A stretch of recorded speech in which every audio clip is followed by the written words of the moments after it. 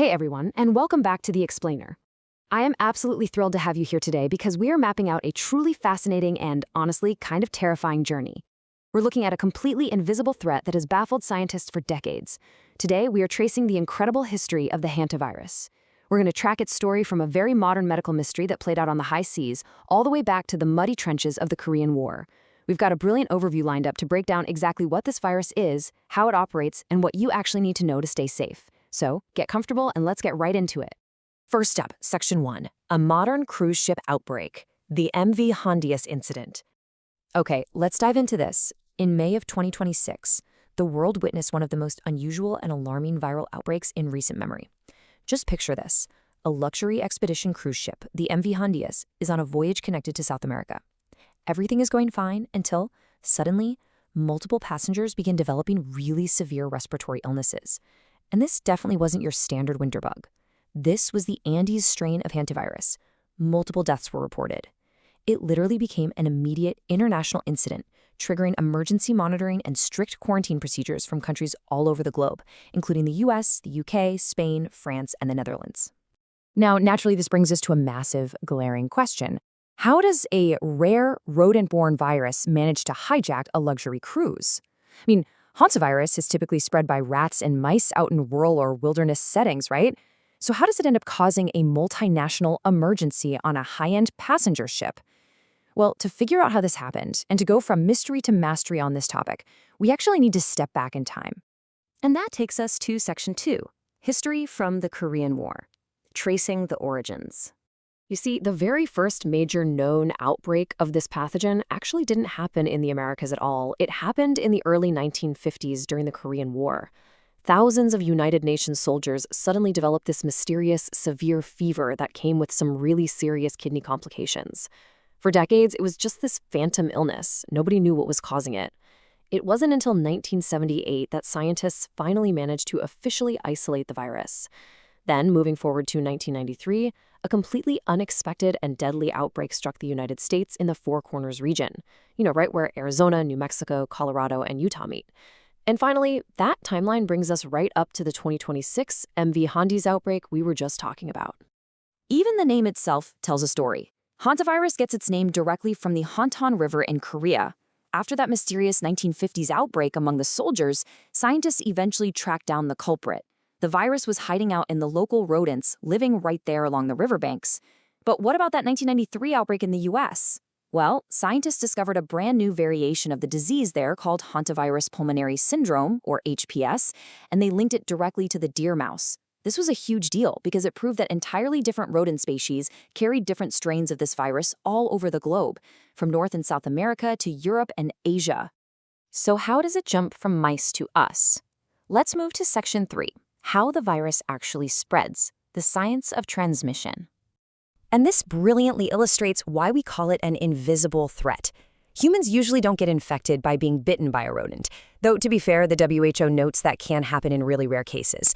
No, the primary way people get sick is incredibly mundane. Step 1, an infected rodent leaves behind urine or droppings. Step 2, those droppings just sit there and dry out. Step 3, a human comes along to clean up. Maybe you're sweeping out an old shed or vacuuming a cabin you just opened up for the summer. Step 4, that mechanical action stirs up the dried waste, turning it into contaminated airborne dust. You take a breath, and boom, the virus enters your system. It can also happen if rodents contaminate your food supply. But you guys, there is a critical exception to this rule. Under normal circumstances, most hantaviruses do not spread from one human to another. You get it from the rodent, and the chain stops with you. However, the World Health Organization confirmed that the Andes virus down in South America, which happens to be the exact strain that struck the MV Hantavirus cruise ship, is a rare exception. It has shown the terrifying ability for limited human-to-human transmission, primarily among close contacts. That little detail is exactly why the cruise ship scenario sparked such a massive international quarantine effort. This complex behavior leads us right into Section 4, 2 types of deadly disease, HPS versus HFRS. Depending on exactly where you are in the world and which specific rodent strain infects you, the virus actually manifests in 2 distinct, incredibly severe ways. First, we have HPS, or Hantavirus pulmonary syndrome. This is found mainly in the Americas.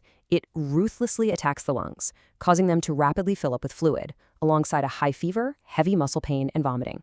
Now contrast that with HFRS, or hemorrhagic fever with renal syndrome, which is found mainly over in Europe and Asia. Instead of the lungs, HFRS targets the kidneys. It causes severe abdominal pain, a dangerous drop in blood pressure, blurred vision, and internal bleeding. So we're talking about two completely different yet equally devastating attacks on the human body. 50%. I want you to just let that number sink in for a second, because it really visualizes the sheer scale of the danger we're talking about here. For severe cases of HPS in the Americas, the fatality rate can reach up to 50%. It is a uniquely terrifying statistic that just highlights how incredibly aggressive the American strains of this virus can be.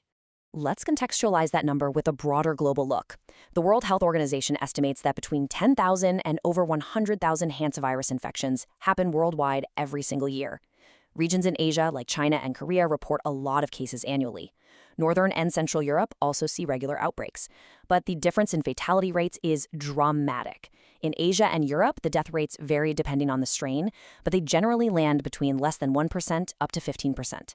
But then you look at the Americas. There are way fewer total cases overall, yet the death rate skyrockets right up to that 50% mark. So, what do we actually do with all this information? Let's move to our final and definitely most important section. Section 5, Symptoms, Survival, and Prevention. First off, you need to know what to actually look for. And one of the trickiest things about hantavirus is its incredibly stealthy timeline. Symptoms can take anywhere from 1 to 8 weeks to appear after you've been exposed.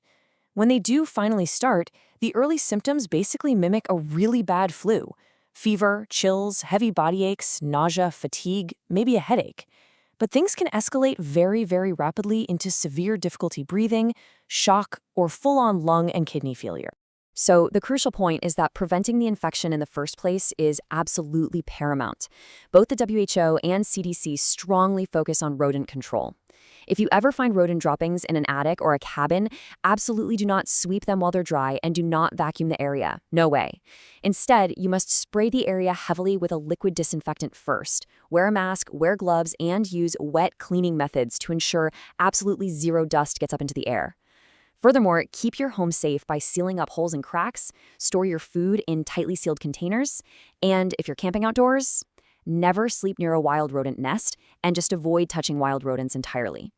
Now, if exposure does happen, you really need to understand the reality of the medical situation. Treatment primarily involves supportive measures. We're talking oxygen therapy, intensive care, fluid management, and kidney support. Why just supportive care? Because currently there is no specific cure, there is no vaccine, and there is no licensed antiviral treatment for hantavirus, period. Because of this, the WHO explicitly states that early hospitalization is the absolute key to improving your chances of survival. Your body has to fight it off itself, and it desperately needs high-level medical support to keep your vital organs functioning while it does that. We've tracked this virus all the way from its discovery near the Hudson River in the 1950s, through the deserts of the US, right up to the modern-day oceans. Which leaves us with a final, pretty provocative thought. As human encroachment into wildlife habitats continues to increase, does the rare human-to-human spread of the Andes strain, just like we saw on the MV Handius, signal a mutating, evolving future for this virus? It is a very sobering question, and it's one that scientists around the world are actively trying to answer right now. Thank you so much for joining me for this explainer. Keep your curiosity sharp, stay safe out there, and I will see you next time.